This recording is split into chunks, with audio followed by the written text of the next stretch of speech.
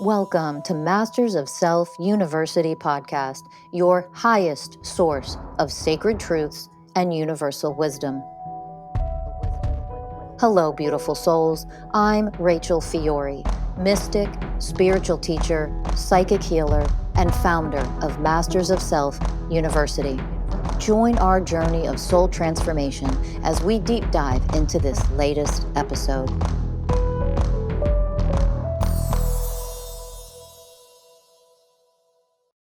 Hello, everyone, and welcome to another episode of Masters of Self University podcast. I'm your host, Ellie Lee. And I'm Morley. And today, Danny and I are talking about what it's like to walk the path as a spiritual warrior. Mm-hmm. What a journey, huh?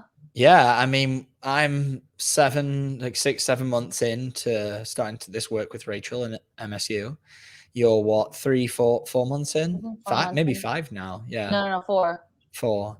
Mm-hmm. And so this episode, we really just wanted to take the listeners into where we're at, what we're going through, what we've been through, and what we're still working on, because this is a journey. This is a process. It isn't something that you start and immediately you're healed. Nope. It probably takes, I would say, 6 months to 2 years. Rachel does talk about one person that was a really advanced meditation teacher, and they were able to pick this work up and heal through their traumas very quickly because they had the ability to really navigate their internal environment. But for myself and anyone listening who hasn't had these years of extensive training, it does take a while to really see what is actually holding you back. And even I had a class in April, Julie, who was our energetics assistant, and she's been working for Rachel for years. She had something come up, and the journey does end, but it does take a bit of work to get there. So this episode, we really want to talk about exactly that, walking the path of being a spiritual warrior. Yeah. I mean, just the spiritual warrior in itself, to walk this path, it's going to require you're going to lose a lot, but you're going to discover so much more. And the ups and the downs and the highs and the lows and the ins and the outs are very intense. I don't know if I can speak for you, but for me, this journey has been so intense. I think because we have these moments where you're flowing. And even when the lessons come, it's like, it's not that crazy. But then sometimes the universe will whack you right off of your feet and off of your chair and on the floor. And these are the moments when you're broken, right, on your knees, that you go, well, this is where we rise as spiritual warriors, because now we have the tools to navigate these really big humps and these really big battles that come our way. And that's something that I've been learning. Like I'm going through something very deep for me right now, and it's triggered so much of my woundedness. And having this work, it feels like I know that I'm going to make it through, because I have all of these things that are going to guide me down this new path of understanding that these are here to help us. The big lesson that I've been learning is the universe will show you exactly what you need at the right time, in whatever form, shape, way, color. And the moment you start to understand that this is a gift that's being brought to you, then you can say, all right, let's unwrap it and see what the lesson is in this. And most people are offered the gift and they go, nope, I don't want it. I don't want the gift at all. I don't want to look at it. I'm going to bury it under the rug. And like you said in the last episode, okay, but it'll keep coming back. It's going to keep coming back. Ding donging on your door until you decide to let it in and spend some time with it. Yeah. And, we're taught that's what to do in this society. Yeah. The leaders, our parents, the culture, even the systems that are in place for therapy, they specifically are teaching people to brush these things, to avoid them. Let's do breath work to get out of the feeling that we're in right now so that we can feel better, so that we avoid exactly how we feel. So if you do find yourself doing that and you are aware that you're doing that, that's okay. That's okay, because that is what we've been taught to do. Now at Masters of Self University, what we do differently is we go into that pain. Mm-hmm. And we go in there and we figure out why it's there and we heal that at the soul level. Yeah. And that's what really separates us from other programs that I've gone through and worked with. Yeah. And that's what it truly, in my opinion, means to be a spiritual warrior, is to be able to go into this pain and not avoid it. Yeah. You know, a warrior doesn't go into battle and then be like, you know what? Yeah. I'm good today. Right. I'm just going to go to the pub and have a couple of pints with my mates. Is that cool? Like, you cool with that? Like, the guy on your left and your right here is like, fuck no, we're going into battle. Like, what are you talking about? I love that your warrior's English, going to the pub. Of course he is. Of course he is. And you're like, are you kidding me? We've got to go into battle today. We're being triggered. There's pain ahead of us. We're being shown pain. Yes. This is obviously a metaphor for how we show up in our lives. And the spiritual warrior goes into the pain and they don't run away. And they have the courage, the vulnerability to be able to look honestly at ourselves in the mirror and say, wow, look at this thing of the universe that it's showing me and myself. And I'm ready to go face it and be with it and love it. And that's where the transformation happens. Yes. And that's why we talk about the path of the spiritual warrior. That's what this episode's about. Yes. And I think going into the pain and healing and loving, but it's also the love that you're going to give yourself as you walk through the battle. Because I think that so many of us forget to love ourselves as we're fighting, right? As we're fighting all these things in this battle, fighting metaphorically, you know what I'm saying? And I think something that I'm learning is how much I forget to love myself through my wounding, is how much I forget. I find myself shifting into this gear of, I'm going to be hard on you. Why did you do this? Why did you show up like this? What's wrong with you? You know? And the more I do that, the more I realize, baby, that's an old version of you. An old version of you that didn't love you through this pain. Now in this real version of you love yourself through this pain. And the loving of myself through this pain creates this gentleness, you know? It creates the things that you didn't get when you were a kid, which is that hug, you know, or that you're going to be okay, or you're going to get through this. And now to be giving my inner child that, but also myself that, is it. That's what it is. Because we spend so much time bringing ourselves down. The fight that we speak of is the battle to not avoid, to not fall into the program, not fall into the wound, but show up with love. And that is the fight. That is, how can I see this part of me, whatever it is, fear, anxiety, shame, unworthiness, guilt, and how can I fight to bring it love? And once we're able to do that, the game changes. Right. Yeah. It is. And the ability to self-love is not in us. I mean, it's in us, but it's not given to us as we grow up. No, so it's not taught. Exactly. So the idea that we have to love ourselves, that's a new concept to us.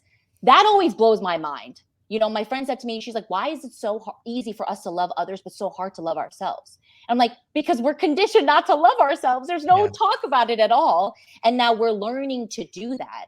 And do you find for me, I find it much more, it's hard for me. It's hard for me because I've been in this place of be hard on myself. You know what I mean? Hard for me to love myself. Was that the question? Yes. For me, it's hard. It's definitely hard to love myself, but only because I didn't know what that meant for so long. Right. And I still find myself when I go through, when I get triggered and something is brought to me that I need to heal, I still find myself falling down the old path of going into the suffering, not the pain. Let's just take a moment to recognize the difference. Yes. Pain is inevitable to come in the human life. It's part of the human experience. But does it lead into a program of suffering where the pain is constantly coming and we fall into grief and despair and hopelessness and depression? Yeah. The goal is to feel the pain. Yeah. And still stay with love, still understand what it's there for, what it's teaching us. So for me, sometimes I find myself still going into the more of the darkness, and I still haven't fully seen, oh man, this is this is another test. You know, I got lost again. Mm. So that's what I struggle with the self-love. And then once I'm able to bring that awareness to it, I've developed the skill to be able to go in and love it. For me, it's always about awareness. Like, are you aware of what's happening? Are you even aware of how you're showing up to yourself? Because we can often be doing a behavior thinking that it's loving, and the root cause of the behavior is stemming from a wound, but we didn't realize because it's in our blind spot. Right. And that's why in the work that we do at MSU, it's all about improving our and raising our level of self-awareness in order to see these things. And then the best way is to work with a coach, because the coach can see things about you that you can't, and they're there to shine the mirror and reflect. And then obviously a relationship and a child, these are all great things to shine the mirror as well. Yes, biggest mirrors. You said something that I wanted to touch upon, which was I forgot. I hate when this happens. The ding ding ding ding in the background, the beautiful sound threw me off. But that was my oven. I'm seasoning my cast iron. Yeah. But back to I don't even know. I got caught off guard. But that's all good. Well, what do you struggle with self-love then? Oh, this is what I wanted to say. Is what I'm dealing with is I have the awareness of what I'm doing. So I have the awareness that my behaviors are not really me, right?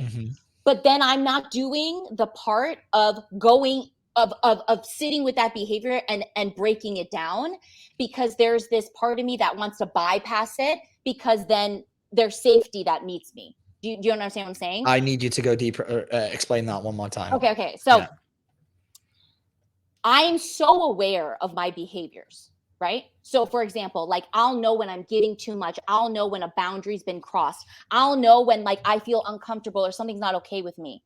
But because the end result of this boundary that needs to be created or whatever, the end result is safety. What I do is I skip over the awareness and just go into the safety instead of why are you showing up in this way?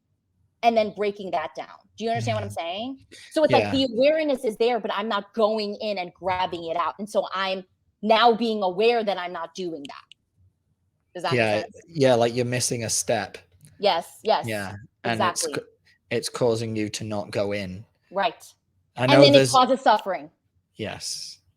I know there's a few parts of myself that I've seen just in this past week where I found myself doing something and being like, okay, that's something I need to work on. And then that's the mentality. This is something I need to work on. Exactly. Yes. But it's not stop, drop in, sit down, write it out, deconstruct the program, right. Understand where it's coming from, right. Call up a coach. Hey, I need you to work me through this, right. Drop in. By the way, I'm describing the process right now if anyone's listening. Drop in, connect to the wound, embrace it with all the love and all the light that you have in your being, and allow it to transmute. You know, something that I'm stumbling over a little bit is recognizing how many programs are being played right now. Sometimes I have so many programs playing that it's not until I recognize that how many programs I'm playing that I'm like, oh my God, there was no awareness as the programs were playing that you were like, hold up, let's take a moment here. Because then when you recognize the programs, that's when you drop in. You know, that's what I'm saying. That's what I'm struggling with. Yeah. Right. Is like these, and for me, it's definitely mainly behavior, because the emotional stuff that has come up for me, I've managed to get in there and clear. So now I'm at this place where I've got to really start analyzing my behavior and looking at how am I sure, what am I doing here? Why am I doing? Is that coming from love or is that coming from another reason?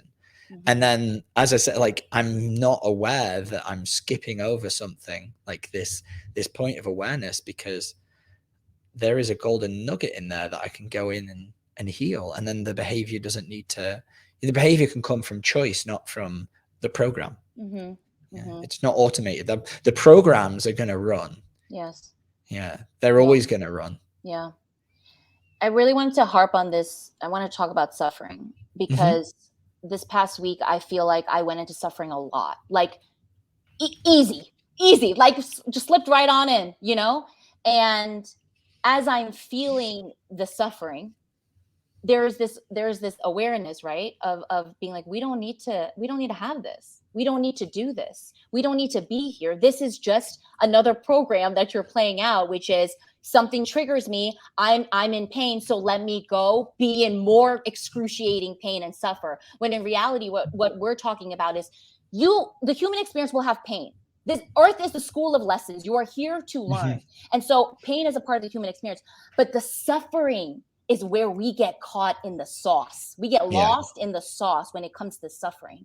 And when you start to understand that the suffering can be alchemized, right? Then it becomes, the pain is here, but you're a teacher. So what are you here to teach me in this moment? Yeah. And that's when the tide shift. And that's where you begin to elevate. Yeah. Yeah. So you were you feeling pain, or were you feeling suffering this last week? Oh, excruciating pain, like it was hitting my bones pain. Like I felt it, like this whole week, I didn't know if I was going to throw up all the time. Like, and and this visceral feeling like all of these bodily things that were happening to me. And I was realizing I was doing that to myself. Because I was going into I played the program of suffering. Then I played the programs of let me go through all of the emotions that I feel every time this particular trigger happens to me. When in reality, I could be like, this pain is here to teach me something. I don't need to do this and my stomach, and I don't know if I'm going to throw up, and I don't know what's going on, and I can't stop crying, and it feels insane. But I'm doing that to myself. That was a big moment for me to be like, this is here to show you we don't need to do this part. This can change. So was there a moment when the light bulb went off, you became more aware of what was happening, and then you dropped in, and then the suffering stopped? Oh yeah, I dropped in so much. I was dropping in constantly.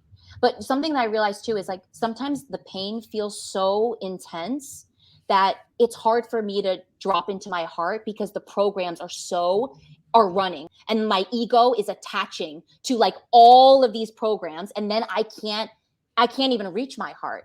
And that's what I realized too, like this work is going to require me to be so radically aware of myself when these moments are happening. That it can't be this thing of like, okay, I'm triggered. Okay, here we go. Like it has to be observe yourself as you walk through this. Because when the moment you lose yourself, you're gone, baby. You know what I mean? And I was gone many times in this week. And then I bring myself back. And then I'm gone. And then I bring myself back. And then when I bring myself, as I'm bringing myself back, how do I love myself in the bringing back is what I'm also learning. Yeah. How do I show up for myself so tenderly, so openly as I feel all of this pain within me? You know what I mean? And I think I'm getting emotional because I've abandoned myself so much. The self-abandonment was insane for me to witness. Like, Ellie, don't you love you? Don't you love yourself? Then why did you do this again? And I think that's why the lesson has been so hardcore for me this time around. Because I know this is the last hurrah for me. This is the last hurrah where I literally said to myself, this is the last time. This is the last time. And now I will never abandon you again. But it had to come in this form, you know? Yeah, the pain is a teacher. And it sobers you up real quick, and it brings heightened awareness into yourself. And the question that Rachel always asks, you know, is when the pain teacher comes, is what is this pain showing you, and who do you have to become? Which part of yourself needs love, and who do you have to become to rise above this? And it's a hard lesson. Yeah. It's a hard lesson. But it's so gratifying. And I think it's also because the awareness of the inner child, right? I can feel her. I can feel her showing up when I'm in my suffering. And if that was my daughter, I would never want my daughter to not know that she can do this herself, that she's so loved. You know what I mean? And so what is the difference between me and if that was my daughter? And so why not look at her as someone that I could love so much like I would my daughter? You know what I mean? And 100%. She deserves that love. She deserves for me to show up, to show her how to show up for herself. That's it. And these programs, I'm going to assume could you feel them they came from childhood? Oh my God. Not only childhood, but today I had a breakthrough I was telling you before where I realized a lot of this pain that I'm feeling. I'll share two things with you. I haven't shared the second one with you, but the first thing was I worked with a coach, and I mean, the way that I was expressing this energy out of me was very, very intense. And she was walking me, and she had this moment where she was like, they're all here, hug them and tell them you're doing it. And I had this moment where I was like, what is she talking about? And then I knew immediately my ancestors are here. And I have an ancestral, I don't want to say curse, of just things that's been passed down of codependency. The karmic pattern. Yes, the karmic pattern of codependency, of always leaning on a man to be saved. And when she brought me there, I had this moment where I saw myself hugging my grandmother and my mother and even my grandfather and my other grandfather. And I was like, I know you chose me to do this here. I know that I have to carry all, because the pain was so visceral. I was like, this is not all mine. That's when I realized this is not all mine. Yeah. This is coming from my lineage, and I'm here to break this because they knew that I could do it. And then the second thing was I reached out to Rachel, our fearless leader. And she told me, she's like, this is karmic for you too. So when you start to realize that the pain is not only from this lifetime, but from other lifetimes and then ancestral and all these things, you are here to alchemize that for a reason. Mm-hmm. And it's going to require you to be radically strong within yourself because you have been chosen to carry the torch. And the question is, you're gonna let the torch on the floor, or you're gonna carry that to the end. And radically responsible. Yes. The first way of oneness that Rachel speaks of is the way of responsibility.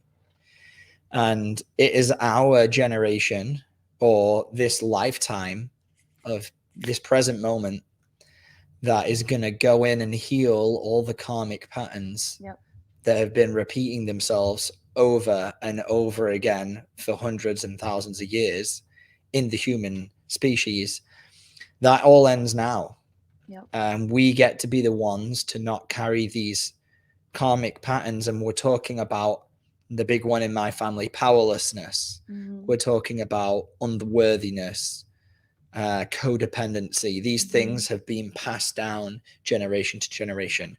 I'll challenge you right now to look at yourself and look at these core wounds. Maybe you're not aware of them, but if you are aware of them, have a think back into your family and see the common trend, because I guarantee you they'll be there. I guarantee it. If you can connect to, I think we normally have like 5 to 10 core wounds. You can normally go back through and you'll see a couple of them that are throughout your entire family. We carry these karmic debts into lifetime to lifetime until they are healed. And it is our generation, that's one of the roles of MSU, is we're here to start this healing process of the entire globe. We are here to heal the world. And I say that, and it sounds like this grandiose big thing, but all it takes is by each individual doing their own work themselves and not projecting this powerlessness or this unworthiness or this codependence onto one another. And once we're able to heal that in ourselves, then there's no projection, and we don't bring it into our relationship and into the present moment and into society. And then that way, hurt people, but healed people heal people. and we will change the complete course of humanity. And it starts with the work you do yourself.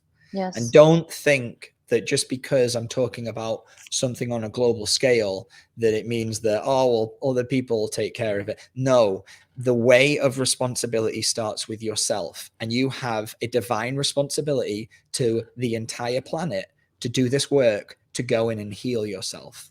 Yes. I don't think when you say that, I want people to really understand we are one. Yeah. And as you heal yourself, what you're doing for the collective, this is what that's why we talk about it begins with you. And when you say that I am the way of responsibility, and that is the first law of one, that's the first rule. How do you say the first law of what? Way, right? It is saying I'm aware of the things that are going on with me. I'm not going to sit here anymore and blame it on other people. Exactly. That's it. The way of responsibility is saying, oh, okay, I see it. I'm taking radical self-responsibility over this. And then I am going to come out of this to serve the collective, because that's what we're here to do. Absolutely. That is the beauty of this work. And, like, I think that you and I were, someone like Traylor, we just had an interview with her, right? You could feel her light, right? And her light activates your light, and her light activates my light. And then all of a sudden, light frequency is shooting into the universe. That's what we're here to do, because Mother Earth can't take any more of this density anymore, of these generational curses, of these projections, anything. That's why we're here. We're awakening to get Mother Earth back to her original state of love. Yeah. Through love. Yeah. It's so yeah, let's bring it back to love. And that's the whole point of this work. That's the whole point of the healing journey, is to enter this state of love. Because when you talk to Rachel about love, she always says it's a state of being. Mm-hmm. And it's exactly that. Once we're able to clear all these generational things, these traumas, these karmic debts that are holding us down and keeping us in fear and in our wounds, we get to remove all that out of the way, and then we get to come back to love. Yeah. Can I just say, like, it's moments like right now where I'm so clear, and when you're saying that, I get this rush of so much excitement and like joy. And I'm getting emotional. Listen, it's been a very emotional day. But, I was telling you before, this has saved me. Yeah. Because it's given me a reason to want to live. To know that this is so much bigger than us. That we're a part of something so beautiful in the evolution of humanity. And we have been there. We've seen humanity in the darkest, most ugliest places.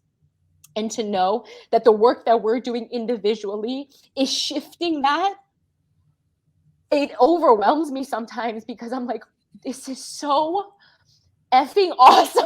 That's so cool and so humbling. And I'm so grateful to be exactly where I am, even though it is so hard and it's so painful. So grateful. And I think that in itself is growth. Mm-hmm.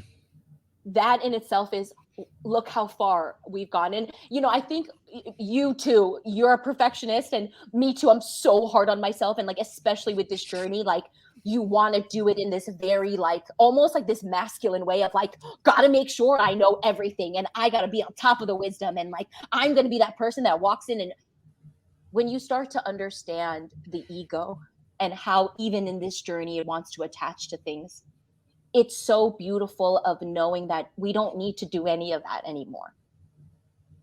That we can unattach from all of these things and then be in the presence of this beautiful experience, of this beautiful journey. I think that's what knocks me off my feet, because and the more that we heal, the more we're actually able to fully participate in our reality. We're able to fully participate in the present moment. And if you ever read the book, The Power of Now, I've been listening to it on audiobook. Absolutely love that book. It's so good.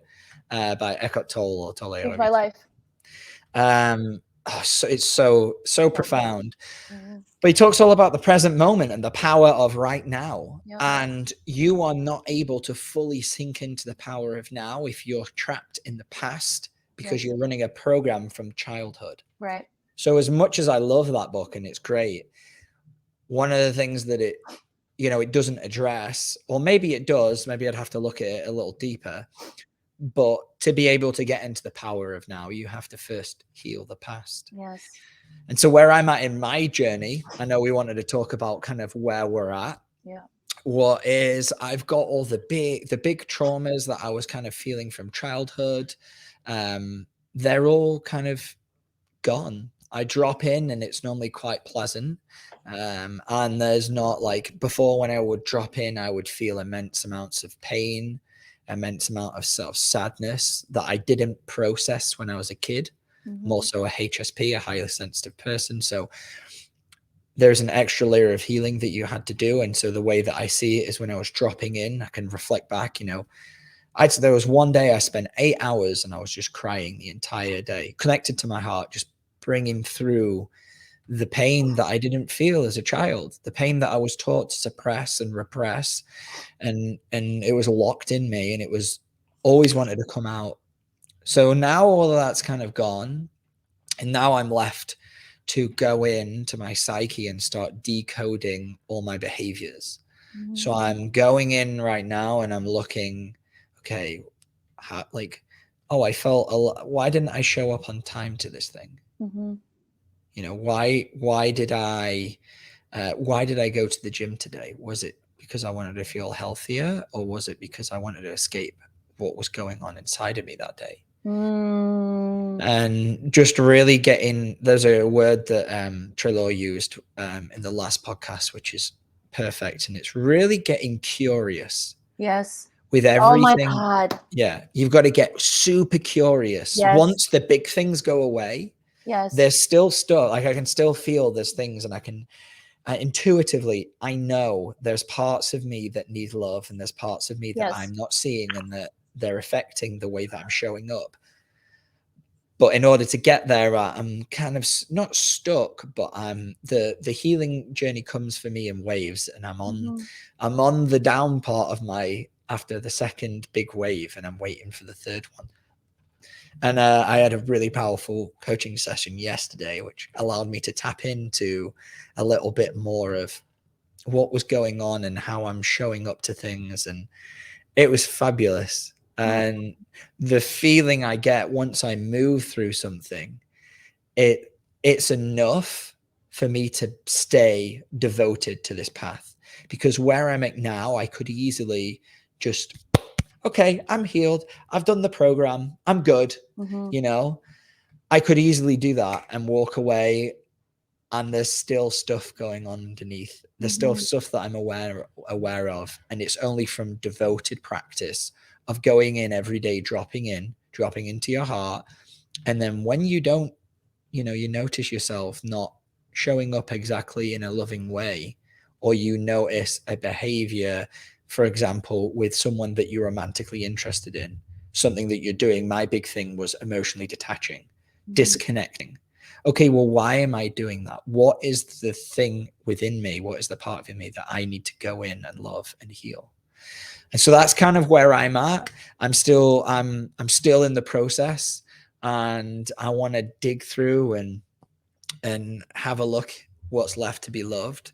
And I'm excited to do it. Every time that I get one of these healings and I'm brought closer back to myself, it just really lights me up to keep doing this work. But without the devotion, I wouldn't be here. So I'm saying that because there's been many times where I've tried to walk down this path and I've fallen off it because it either got boring or it got hard or I wasn't seeing anything. And the real transformation for me has occurred when I've managed to actually stay devoted to my own healing and coming back to love, which is what it's all about. Yeah. It's so interesting that you noticed the word curious today, because I had a conversation and the person said, get curious. And I went, hold on, stay right there. That word curious, it really stuck with me. Getting curious. Because you know what I liked about that word? It makes the journey a little bit more fun. Yeah. You know what I'm saying? Yeah. It's a game. Yeah. It doesn't need to be this, oh my God. It's like, get a little curious. Why were you triggered? What did you feel? Who made you feel like that? What was the first? And then when you get curious, it's like, oh, okay, there's all these closed boxes within us, and we're just opening all the boxes, right? And we're just like, oh yeah, that and that and that, and then we're going in with love, and then we're healing it, and then the box dissolves. And like, I think the word curious is going to be really, really big for me in my journey of understanding, because the more you do this work too, and the more devotion, the willingness, all this stuff, you realize like when the triggers happen, it's so much more. Don't you find like the triggers are more like this moment of like, oh, I just got triggered. What's that? I'm like, wicked. Here it is. Like, what's that? What's that about? Yeah. I'm like, cool. There's something going on there. There's something deeper. Right. And the triggers are really an energetic portal into your past where this wound can come out, be seen, felt. It wants to vibrate, everything is vibration, right? So it wants to dies, people. Yeah, it wants to come out and vibrate and be a program, this wound, it wants to live the program. It wants to, everything in the universe wants to live, right?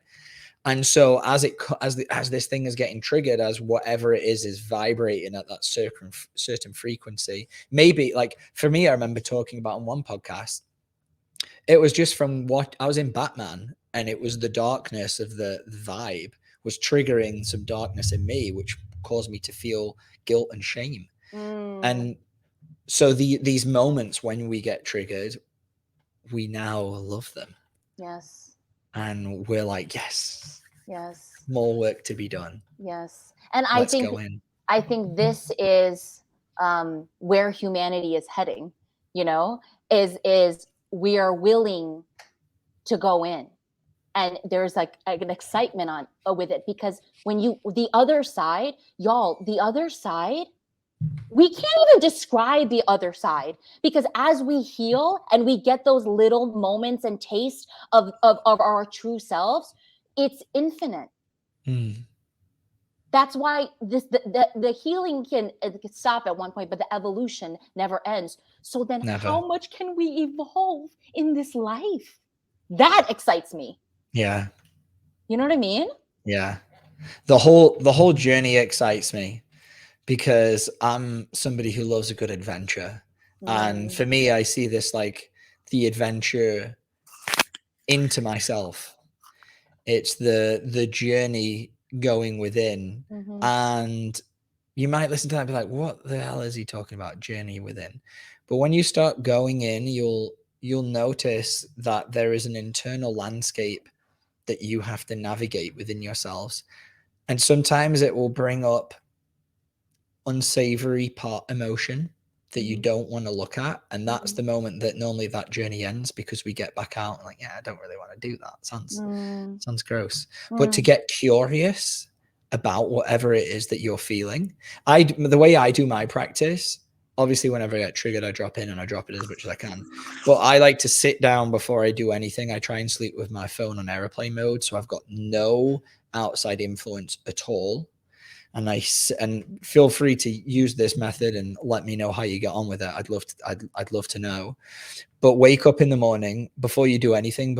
Go to the bathroom if you've really got to pee. Okay. But don't brush your teeth. Don't do anything. Just sit down, drop into your heart, and see what it's telling you. See what emotions are rising. And I mean, when I was really suffering with depression, I would have been afraid to do that because I was afraid of the darkness. So if that's you, come join us at MSU and we'll help you through that process. Yeah. But if you're not, if you're not there and you are okay with, dropping in and feeling what it is that you're feeling. Yeah. Just spend a few minutes in the morning. It doesn't have to be long. Yeah. Spend a few minutes and just sit down, breathe, and try and take your consciousness away from the mind, out of the ego, and into your heart, and just see what your heart is saying. Yeah. And let me know. I had this beautiful, I dropped in yesterday for 30 minutes, And I've been experiencing this thing, and I think you've shared with me too, where you had this one crazy like heart opening where you really felt. I had this moment where I felt all this light around me. Like I could feel light. And it was this moment of, oh my God, this feeling right now that is surrounding me is nothing like I've ever experienced before. And I had nothing else but me and just my heart. And I was dropping in. And then I could feel the love around me. And I'm like, this is incredible. This is so incredible. And I think that's what keeps me on the journey as well, in moments like that. Yeah, we have to have these moments. Mine was yesterday. I was guided into a meditation, and it felt like my solar plexus, so in my gut, my heart, and my third eye, I could feel it vibrating, were all completely aligned.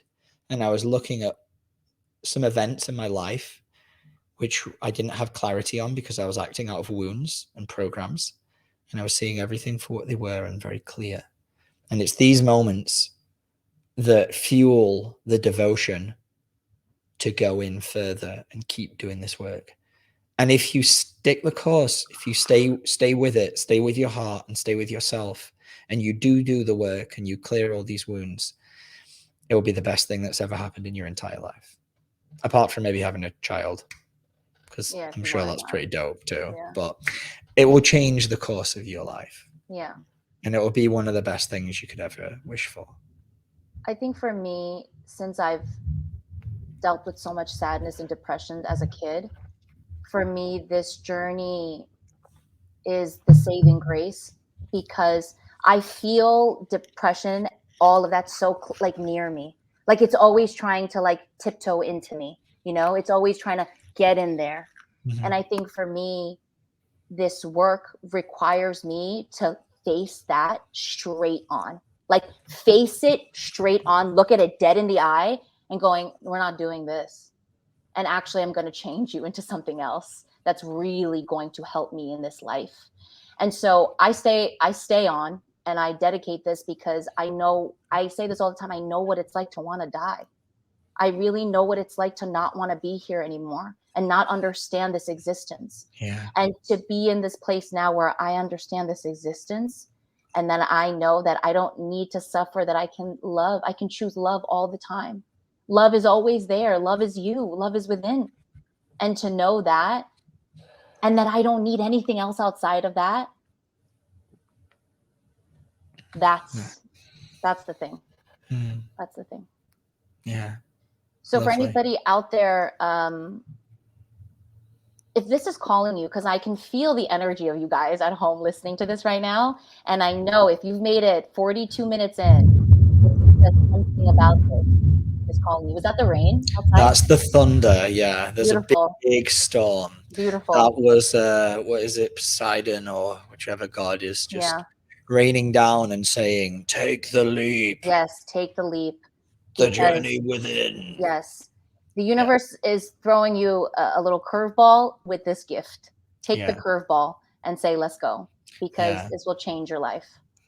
We are officially recruiting spiritual warriors for our tribe. Yes. So if you're ready to take the leap, the journey into yourself, the pathway to being a warrior is a hard one, but a glorious one, and it's through MSU. So yes, come join us and jump on a consultation call with one of our certified coaches. Yeah. And we do have events coming up. I don't know when this will be released, so just jump on the website, mastersofselfuniversity.com, and check out any live events. Or we do some that are going to be in person in the future. Right now we've just got ones which are going to be online, so just check us out, leave a rating, subscribe, do all the fun stuff that helps us out. If you enjoyed this, share, repost.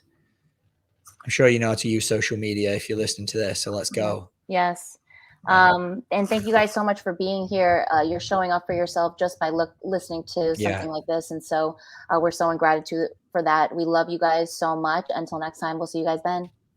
Bye. Bye.